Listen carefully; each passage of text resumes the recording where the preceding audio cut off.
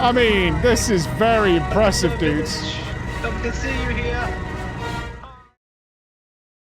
Hello, ballers, and welcome back to the Sands of Arrakis. This will be our final little TDP update for a while, unless I get some time to play offline, which I absolutely want to do, and give you an update on where I'm up to with what the hell is going on with this game, because this is a game I could easily see myself playing for the next, 3 months.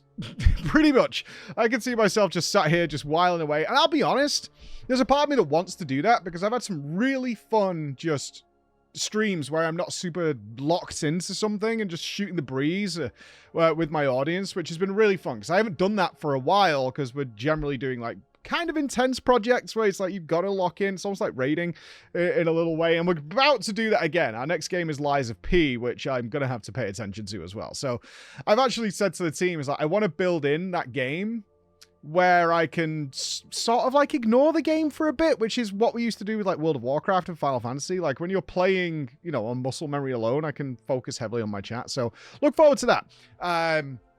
It's a really fun stream experience, and it's generally how I like to run my streams.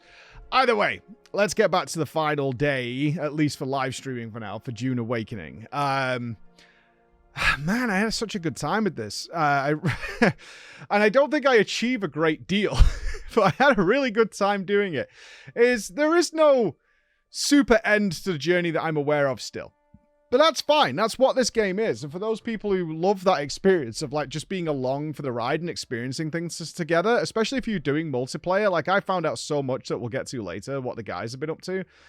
That experience in itself is just enough fun to have. That's a lot of fun.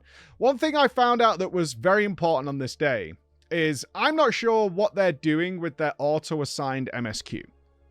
What I mean is, in the top left of my screen, you'll notice throughout this, is there's words in purple that are, from the beginning of the game, the first kind of main story stuff to get you going, right? That's what it is. But at some point, because you can choose a bunch of different ones from your quest log / journal, I didn't do that. I didn't change that mission objective in any way, but at some point it had flipped to generally just upgrade paths that they recommend you go on. So it's oh, you should probably start thinking about mining iron now, and then you should craft this thing, and then you should do this. This is all important stuff, right? It was teaching me how to get spice from the sands. I'm now up to the point of getting spice eruption stuff. All these kinds of things are very important, how to use the resource scanner, how to find these things to get all your next tier of upgrades, your next power level of upgrades, all that kind of stuff.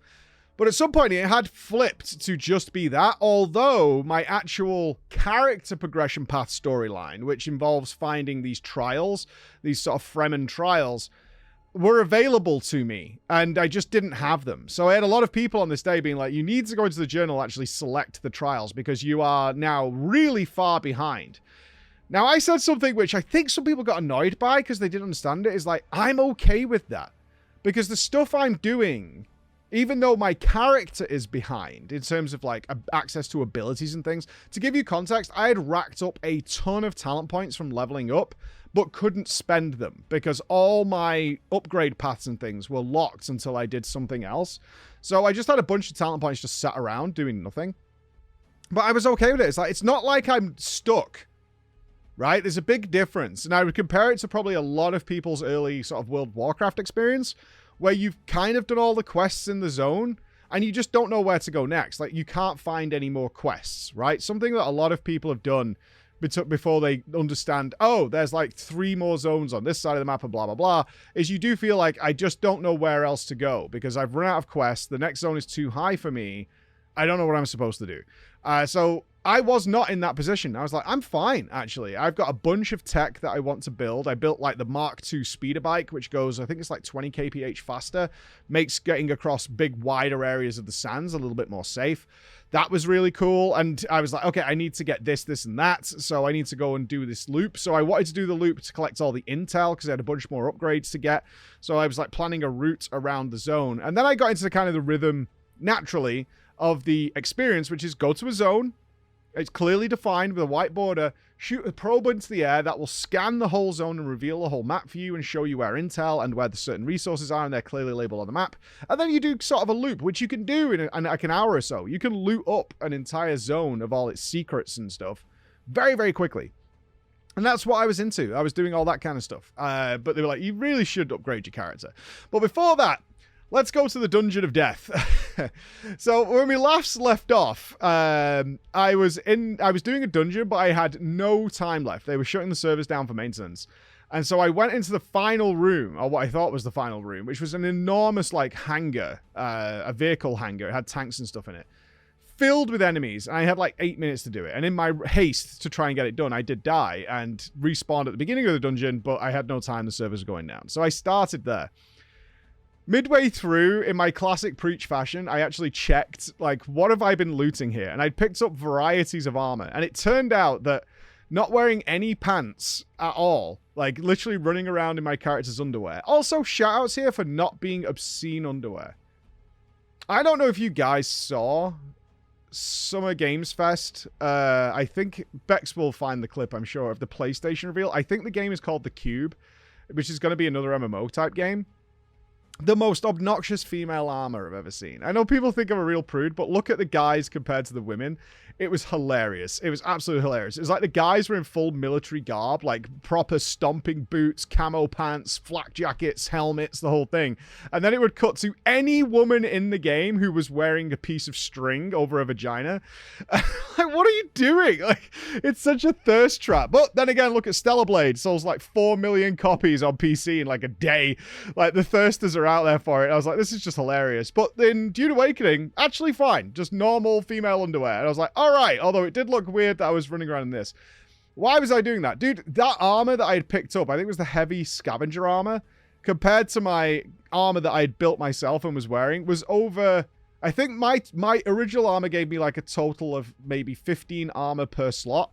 This armor was over 100 per slot. Like, I became an absolute tank not wearing any pants. And it gave me that really retro... Not many of you will remember this because of the way transmog and gearing works now in World of Warcraft. Well, if you were there during the Burning Crusade, like the OG Burning Crusade launch, and maybe Classic had a bit of this, this is like pre-transmog and stuff, wearing a full Calamity clown suit to just play the game after you collected your good, like, vanilla WoW set, you know, maybe you've done, like, the dungeon set or your tier 1 Molten Core set or whatever it might be, and you kind of look like a swaggy character, and then you went to the Burning Crusade into Hellfire Peninsula. Within an hour, you had, like, a green helmet, bright blue shoulders. You just looked like an absolute moron. And that's what I felt like, because it's more stats, dude. Like, it's more stats. It was a ton of fun. But I went through this dungeon again. This took me, like, over an hour, easily. Like, this was brutal. Obviously, you're supposed to do it multiplayer, I get that, but it's soloable. But I had to make some really tough combat decisions down in this room. I had to kite enemies all over the place. I was running out of bandages. My inventory was stocked to the gills. I literally couldn't pick everything up. I had to start making some tough choices. I had to throw away like my construction tool and stuff like that. So that was really fun. I had a great time in this and got some sick rewards from it. That was where I got like the tier 2 bike chassis and a bunch of other stuff. I was like, this is awesome. This is what you want. I got a ton of rare blueprints. So rare, in fact, that I don't even have the fabricator to make them. Because I'm behind, right? I'm just doing content that you're probably supposed to be stronger and have more stuff for, but I'm doing it maybe quote-unquote under-geared or whatever, which we're always doing here. Like, it's a normal thing. But what a fun experience. That is this game, in a nutshell. For those of you who are still on the fence about it, that is this game, is getting into those situations and then getting a ton of upgrades and thinking like, dude, when I get back to my base, I could do so much stuff. Like, I've got so much stuff to do that it's great. Like, and there's these mild convenience changes. Water becomes a very big deal at this point in the game because making iron, making silica all uses water. You've been previously just making water for you to live. Now you need water for everything. And then they give you like much better blood purification. You can absorb more. You get the next blood extractor, bigger bags. You're now getting like double the amount from enemies because you need to come back and top up all these machines to produce liters and liters and liters of water. And then you're going to unlock passive water generation as well that you can put on top of your buildings. So you'll be generating water while you're not there and putting these big water containers. Like, it all works synergistically to work well. I would say the biggest pro of the game is how they've done the tech tree. When you feel you need something, it arrives. That's great. Because you don't go through this awkward point where you're dealing with really far behind technology to try and keep up with where you are. They've thought about it. It's like, okay, by here, you're probably fine with sustaining yourself on water. It's not that big of a deal anymore. You can also start taking the dew off things that you randomly find. You get water bottles. You can fill those up. Now we're going to move the water because it's not a life-threatening issue for you anymore, generally speaking, unless you stood out in the sun or whatever. But now you need it for construction as well. It's now a resource that you're going to be using in different ways. And you can do that. You can absolutely do that. And then you have another mission to go on. It's like, right, I need to farm a bunch of water or a bunch of blood and then generate into water and do all these kind of things. This was my day. But we come back to the story stuff, which was like, okay, you should go and do your trials. Yeah, this was great, actually. It's hit and miss on the trials. Like, I think it was trial number 2 gave me the sand compactor stick. All right. I mean, it's useful for collecting a different resources. It's basically a different farming tool to collect spice off the sand. And I was like, But one thing I noticed is I kept picking up spice-infused food from the enemies that I was fighting. I was like, I can't use this. Like, it's food, but I can't eat it. And I was very confused as to what it was for. Then I found out on the 3rd trial, which baited you. And they tried to put a little bit of puzzle stuff into this, but not to the point where they don't also just tell you where to go. So I went to the 3rd puzzle location, which gave me map locations and where it was supposed. It gave me like directions, like go towards the hammer. So there's a rock formation and a hammer, and then turn left here and look to the dawn, right? That kind of thing. But they'll also just put it on your map and show you where to go.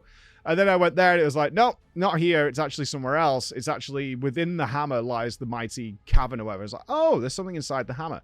And they did a great thing of you climbing up this enormous rock structure to get inside the hammer rock formation with a big trial inside, which unlocked my blue eyes. Yeah, dude! Blue eyes, baby! Oh, so good. Like, I would have much preferred, I think, if the blue eyes of your exposure to the spice happened over time, as it's supposed to do. So, like, by day, like, you know, day 20, day 30, there's a little bit of blue, and then later on, it's like you've got the full-on blue eyes, but it happens in a cutscene, but it's still cool to get the blue eyes. I got the blue eyes, and then I unlocked, like, my major DPS cooldown, where I can go into, like, spice mode and start wrecking things and using all my abilities and stuff, and doing, like, these fancy melee maneuvers. This was awesome. This was super fun. It almost dragged with how many enemies you had to kill here. And it had a forced death within it, which was fine, but I was like, oh, it's getting a little... we get it. We're trying these, and then it finished. I was like, oh, good. Okay, right, yeah. It's hard to find that balance in some games. I was like, do they get it? Do they not? Do we need to do more? We got it, and then it ended, and then it moved out. And that's where I finished up, is like, I just got my big spice powers. I managed to finally... I actually got really lucky. And if you remember from video 1... a ship crashed in the open desert, and there's really good resources in them. I've looted crashed ornithopters and things, and you get a bit of a rare loot from that kind of situation. And a giant transport ship had crashed. Clearly you can loot it, right? But it was in the middle of the deep desert, and every time I tried to go there, the worms would go from like yellow to instantly red and kill you. And it was the first time I lost my bike and all my stuff, which put me back several hours. But I was on a different area, and I was pretty close to it. And then I realized that for whatever reason, the worms had bugged out on the server, and they weren't working. Awesome. Absolutely awesome. So I was able to run around and loot the whole thing up. Got tons of good loot, and then it said, right, we're restarting the server. And I was like, oh, they're fixing the worms. No, man. And they did. They totally fixed the worms, but I managed to loot up the ship. Those kind of moments are so great. They're so fun. It's like, yeah, dude. I managed to get all this really cool loot, and... in service of what? Being stronger. That's it. Being stronger. It's got that Diablo Path of Exile style going on for it. But the story is expanding. Like, we've got confirmation now the Fremen do exist. Obviously, the highlight of the day, as I knew I wasn't going to be able to stream much longer, was to actually visit the Crawler server. My God. My God. This was extraordinary. They have built cathedrals... just monolithic structures, giant turtle building with a turtle's head on it, which apparently was by accident. It's supposed to be a viewing room for bikes. Our wonderful Beck, so Zoe, who's primary leader of the crawlers in Final Fantasy, she's built, along with her husband, a giant mega structure. One of like a triple X place, and her husband has built this enormous multi-platform area. Bex has built a little house below it and just put a giant penis on it. And it's like, that's what it's all about.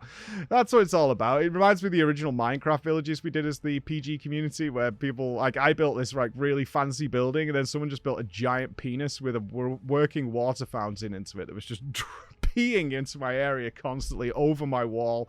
Like, stuff like that. Like, that is the charm and fun you want to have. But what an extraordinary village these guys have created, with landing pads, helipads, tank showrooms, all buggies to roll out. Technology I didn't know what it was, and I ignored. I was like, I don't want to know what that is, because I want to find out later. But so fun.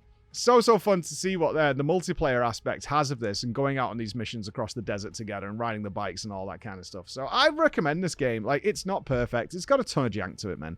It's got a ton of jank to it. But what a lot of fun. I give this a solid high B+. It's like I say, there is jank there. It's unavoidable. It's definitely there. It loses marks left and right for that kind of stuff. But you still come away with a smile on your face, and all you think about when you stop playing is like, oh, I can't wait to get back on, because I really need to do X, Y, and Z, right? But I think genuinely, for my type of gameplay, I would much prefer Valheim. I like the brutality. If you're looking for this kind of experience and you want the more hardcore style experience, I would go with Valheim. And that's got a lot of problems as well that I've talked about there. But I would prefer Valheim set in this sci-fi universe, for sure. But Dune Awakening, on to Lies of P. About to get my butt kicked. Look forward to that. I'll see you soon. Bye, guys.